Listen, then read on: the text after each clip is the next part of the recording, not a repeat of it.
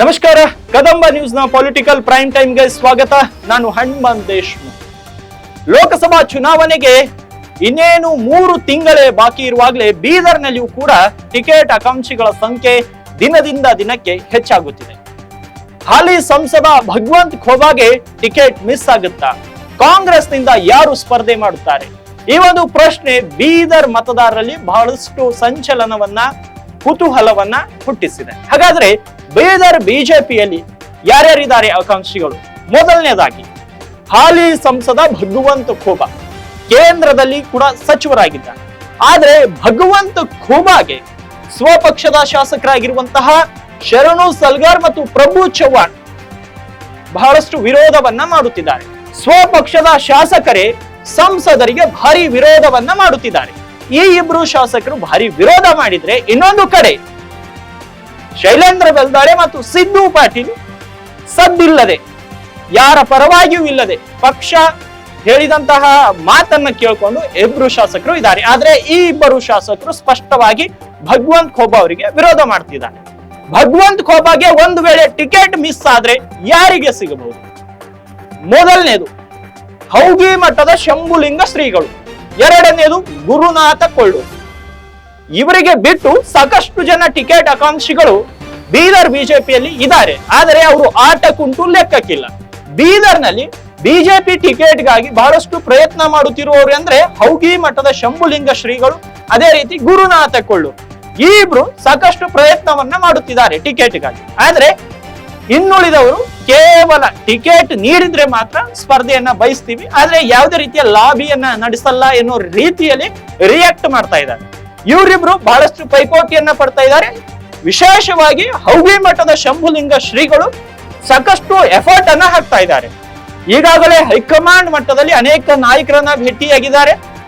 ಅದೇ ರೀತಿ ಶಾಸಕ ಪ್ರಭು ಚವ್ಹಾಣ್, ಶರಣು ಸಲ್ಗಾರ್, ಅದೇ ರೀತಿ ಬಿಜೆಪಿಯ ಮುಖಂಡರು, ಕಾರ್ಯಕರ್ತರು, ಹಿಂದೂ ಪರ ಸಂಘಟನೆಯ ಕಾರ್ಯಕರ್ತರು ಈಗಾಗಲೇ ಹೌಗಿ ಮಠದ ಶಂಭುಲಿಂಗ ಶ್ರೀಗಳಿಗೆ ಗ್ರೀನ್ ಸಿಗ್ನಲ್ ಅನ್ನ ಕೊಟ್ಟಿದ್ದಾರೆ, ನೀವೇ ಸ್ಪರ್ಧೆ ಮಾಡಿ ಅನ್ನೋ ರೀತಿ.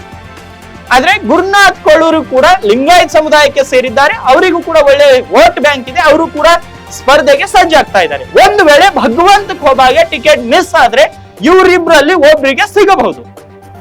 ಹಾಗಾಗಿ ಹೌಗಿ ಮಠದ ಶಂಭುಲಿಂಗ ಶ್ರೀಗಳ ಹೆಸರು ಕಳೆದ 2 ತಿಂಗಳುಗಳಿಂದ ಅನೇಕ ಕಡೆ ಹೈಕಮಾಂಡ್ ನಲ್ಲಿ ಇರ್ಬೋದು ಮತ್ತು ಬೀದರ್ ರಾಜಕಾರಣದಲ್ಲಿ ಇರ್ಬೋದು ಅವರ ಹೆಸರು ಮುನ್ನೆಲೆಗೆ ಬರ್ತಾ ಇದೆ ಇತರ ನಾಯಕರಿಗೆ ಹೋಲಿಸಿದ್ರೆ. ಆದ್ರೆ ಬಹುತೇಕರು ಕೂಡ ಟಿಕೆಟ್ಗಾಗಿ ಲಾಬಿಯನ್ನ ನಡೆಸ್ತಾ ಇದ್ದಾರೆ.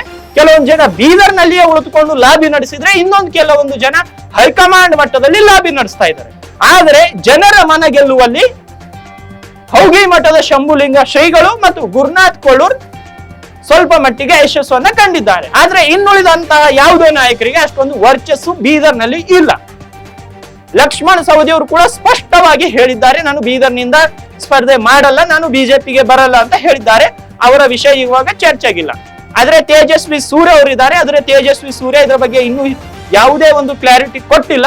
ಆದ್ರೆ ಒಂದು ವೇಳೆ ಭಗವಂತ್ ಖೋಬಾಗೆ ಟಿಕೆಟ್ ಮಿಸ್ ಆದ್ರೆ ಹೌಗಿ ಮಠದ ಶಂಭುಲಿಂಗ ಶ್ರೀಗಳು ಮತ್ತು ಗುರುನಾಥ್ ಕೊಳ್ಳೂರು ಇಬ್ಬರಲ್ಲಿ ಒಬ್ಬರಿಗೆ ಟಿಕೆಟ್ ಆಗುವಂತಹ ಸಾಧ್ಯತೆ ಇದೆ, ಭಗವಂತ್ ಖೋಬಾಗೆ ಮಿಸ್ ಆದ್ರೆ.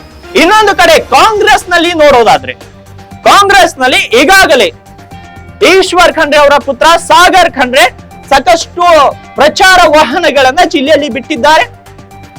ನಗರದಲ್ಲಿ ಅನೇಕ ಫ್ಲೆಕ್ಸ್ ಗಳು, ಬ್ಯಾನರ್ ಗಳನ್ನ ಹಾಕಿದ್ದಾರೆ.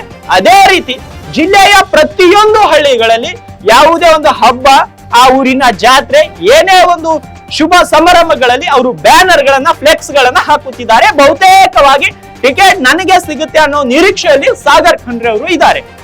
ಇನ್ನೊಂದು ಕಡೆ ಮಾಜಿ ಸಚಿವರು ಹಾಗೂ ಹುಮ್ನಾಬಾದ್ ಕ್ಷೇತ್ರದ ಮಾಜಿ ಶಾಸಕರಾಗಿರುವಂತಹ ರಾಜಶೇಖರ್ ಪಾಟೀಲ್ ಅವರು ಕೂಡ ಪ್ರಯತ್ನವನ್ನ ಮಾಡುತ್ತಿದ್ದಾರೆ. ಕಳೆದ 2 ತಿಂಗಳುಗಳ ಹಿಂದೆ ಯಾವ ಮಟ್ಟದ ಪ್ರಯತ್ನವನ್ನ ಮಾಡಿದ್ರು, ಆದರೆ ಇವಾಗ ಪ್ರಯತ್ನ ಮಾಡುವುದನ್ನ ಸ್ವಲ್ಪ ಕಡಿಮೆ ಮಾಡಿದ್ದಾರೆ ಅನಿಸುತ್ತಿದೆ. ಕಳೆದ 2 ತಿಂಗಳುಗಳ ಹಿಂದೆ ನಾನೇ ಫಿಕ್ಸ್ MP ಅನ್ನೋ ರೀತಿಯಲ್ಲಿ ಇವರು ಮಾತನ್ನ ಆಡುತ್ತಿದ್ರು. ಯಾಕೋ ಇವಾಗ ಸ್ವಲ್ಪ ಹಿಂಜರಿಕೆ ಕಾಣಿಸ್ತಾ ಇದೆ ರಾಜಶೇಖರ್ ಪಾಟೀಲ್ ಅಲ್ಲಿ. ರಾಜಶೇಖರ್ ಪಾಟೀಲ್, ಸಾಗರ್ ಖಂಡ್ರೆ ಇವರಿಬ್ರು ಅಭ್ಯರ್ಥಿಗಳು ಆಗಬಹುದು. ಆದರೆ ಬೀದರ್ನಲ್ಲಿ ಅಲ್ಪಸಂಖ್ಯಾತ ಸಮುದಾಯದ ಮತಗಳು ನಿರ್ಣಾಯಕ. ಅಲ್ಪಸಂಖ್ಯಾತ ಸಮುದಾಯದ ಮತಗಳು ಸಾಕಷ್ಟಿವೆ ಜಿಲ್ಲೆಯಲ್ಲಿ. ಹಾಗಾಗಿ ಅಲ್ಪಸಂಖ್ಯಾತರಿಗೆ ಒಂದು ವೇಳೆ ಕರ್ನಾಟಕದಲ್ಲಿ ಕೆಲವೊಂದು ಕ್ಷೇತ್ರಗಳಲ್ಲಿ ಟಿಕೆಟ್ ನೀಡಿದ್ರೆ, ಅದರಲ್ಲೂ ವಿಶೇಷವಾಗಿ ಬೀದರ್ನಲ್ಲಿ ಅಲ್ಪಸಂಖ್ಯಾತರಿಗೆ ಟಿಕೆಟ್ ನೀಡಿದ್ರೆ ಅಬ್ದುಲ್ ಮನ್ನಾನ್ ಶೇಟ್ ಇವರ ಹೆಸರು ಬಹುತೇಕವಾಗಿ ಫೈನಲ್ ಆಗಬಹುದು ಅಲ್ಪಸಂಖ್ಯಾತರಲ್ಲಿ. ಯಾಕೆಂದ್ರೆ ಮುಸ್ಲಿಂ ಸಮುದಾಯಕ್ಕೆ ಸೇರಿದಂತಹ ಅಬ್ದುಲ್ ಮನ್ನಾನ್ ಶೇಟ್ 2019ರಲ್ಲಿಯೂ ಕೂಡ ಲೋಕಸಭಾ ಕ್ಷೇತ್ರದ ಟಿಕೆಟ್ ಆಕಾಂಕ್ಷಿಯಾಗಿದ್ರು. ಈಶ್ವರ್ ಖಂಡ್ರೆ ಇಲ್ಲ ಅಬ್ದುಲ್ ಮನ್ನಾನ್ ಶೇಟ್ಗೆ ಸಿಗಬಹುದು ಅನ್ನೋ ಒಂದು ಮಾತುಗಳು ನಡೀತಾ ಇದ್ವು. ಅದಾದ ನಂತರ 2023ರ ಚುನಾವಣೆಯಲ್ಲಿಯೂ ಕೂಡ ರಹೀಂ ಖಾನ್ಗೆ ವಿರೋಧವಾಗಿ ಇವರಿಗೆ ಟಿಕೆಟ್ ಸಿಗಬಹುದು, ಕಾಂಗ್ರೆಸ್ ನಿಂದಲೇ ಅಬ್ದುಲ್ ಮನ್ನಾನ್ ಶೇಟ್ಗೆ ಟಿಕೆಟ್ ಸಿಗಬಹುದು ಅಂತ ಬಹುತೇಕರು ಹೇಳ್ತಾ ಇದ್ರು. ಹೈಕಮಾಂಡ್ ನಲ್ಲಿಯೂ ಕೂಡ ಚರ್ಚೆ ನಡೀತಾ ಇತ್ತು. ರಹೀಂ ಖಾನ್ಗೆ ಆಡಳಿತ ವಿರೋಧಿ ಅಲೆ ಇದೆ, ಹಾಗಾಗಿ ಅಬ್ದುಲ್ ಮನ್ನಾನ್ ಶೆಟ್ಟಿಗೆ ಕೊಡಬೇಕು ಅಂತ ಪ್ರಯತ್ನ ಮಾಡಿದ್ರು. ಆದ್ರೆ ಟಿಕೆಟ್ ಕೈತಪ್ಪಿತು.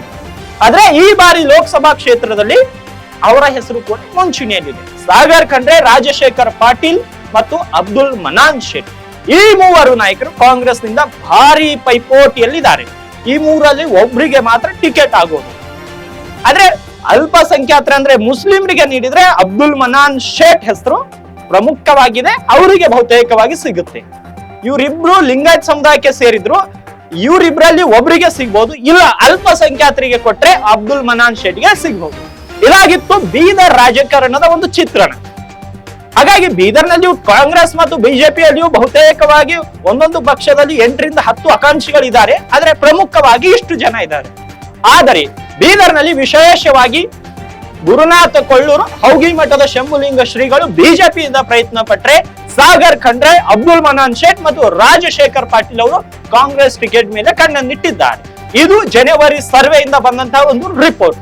ಇನ್ನು ಟಿಕೆಟ್ ಆಕಾಂಕ್ಷಿಗಳ ಸಂಖ್ಯೆ ದಿನದಿಂದ ದಿನಕ್ಕೆ ಹೆಚ್ಚಾಗುತ್ತಿದೆ. ಆದ್ರೆ ಹೈಕಮಾಂಡ್ ಮಟ್ಟದಲ್ಲಿ ಯಾರ ಹೆಸರು ಫೈನಲ್ ಆಗುತ್ತೆ ಅನ್ನೋದು ಇನ್ನು ಕೆಲವೇ ತಿಂಗಳುಗಳಲ್ಲಿ ಬಹಿರಂಗವಾಗಲಿದೆ.